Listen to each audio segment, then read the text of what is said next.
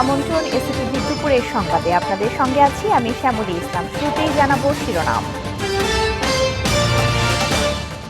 পর্যাপ্ত রড ছাড়াই সিলেটে কলেজের ভবন নির্মাণ, দুর্নীতির অনিয়মের সমালোচনার মুখে শিক্ষা প্রকৌশল বিভাগ, দায়ীদের বিরুদ্ধে কর্তৃপক্ষের মামলা। সিলেটের ওসমানী নগরের গোয়ালাবাজার মহিলা কলেজে পর্যাপ্ত রড ছাড়াই চতুর্থ তলা ভবন নির্মাণ করা হয়েছে।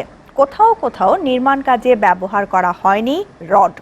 অনুসন্ধানে ধরা পড়া এই দুর্নীতি নিয়ে সমালোচনার মুখে শিক্ষা প্রকৌশল বিভাগ, দায়ীদের বিরুদ্ধে মামলাও করেছেন কলেজ কর্তৃপক্ষ। ভুল স্বীকার করে সংশ্লিষ্ট বিভাগ এরই মধ্যে ব্যবস্থাও নিয়েছেন। শ্যামানন্দ শ্যামলের ক্যামেরায় আব্দুল আলিম শাহর প্রতিবেদন।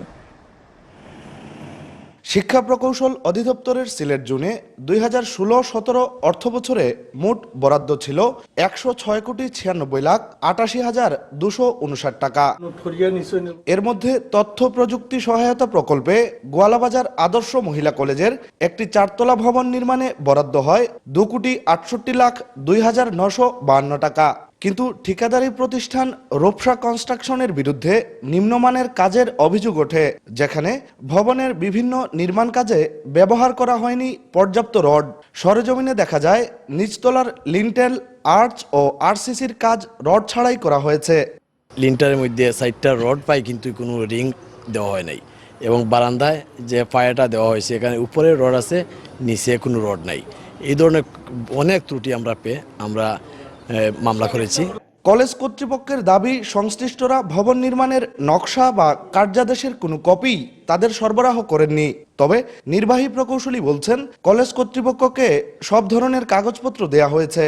কাজের প্রয়োজনে বলছে এটা নিতে হচ্ছে, নেওয়ার পরে তারা আর দেয় নাই। এটা আমরা আজকে যে তদন্ত টিম এসেছিল, চট্টগ্রাম বিভাগীয় ইঞ্জিনিয়ার এসেছিলেন তদন্ত করতে, ওনার কাছেও আমরা বিষয়টা বলেছি। স্কুল থাকলে হেডমাস্টার বা হেডমিস্ট্রেসকে, যদি কলেজ থাকে তাহলে প্রিন্সিপাল মহোদয়কে দিয়ে থাকে, এবং ওনারা তাদের একটা ফাইলে সংরক্ষণ করেন। কলেজের ভবন নির্মাণে এমন অনিয়মের ঘটনায় হতাশা প্রকাশ করেছেন সিলেট 2 আসনের সংসদ সদস্য ও কলেজ গভর্নিং কমিটির সভাপতি ইয়াহিয়া চৌধুরী এহিয়া। আমরা সরকারের বাজেট আসবে, এলাকার ডেভেলপমেন্টের কাজ আসবে, এটাই আমাদের দায়িত্ব, কিন্তু কাজের মান নিয়ন্ত্রণ এবং কাজের গতি এটা আমাদের দায়িত্বের ভিতর নয়।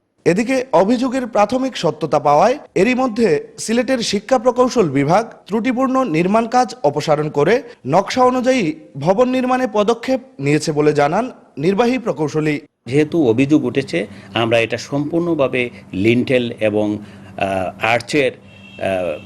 আর্চের অংশটুকু অপসারণ করে আবার নতুন করে দিব। এ ঘটনায় দায়িত্বপ্রাপ্ত উপসহকারী প্রকৌশলী তাজুল ইসলাম, ঠিকাদার রাখালচন্দ্র দাস সহ 5 জনের নাম উল্লেখ করে 2টি মামলাও হয়েছে। আব্দুল আলিম শাহ, এসএটিভি, সিলেট।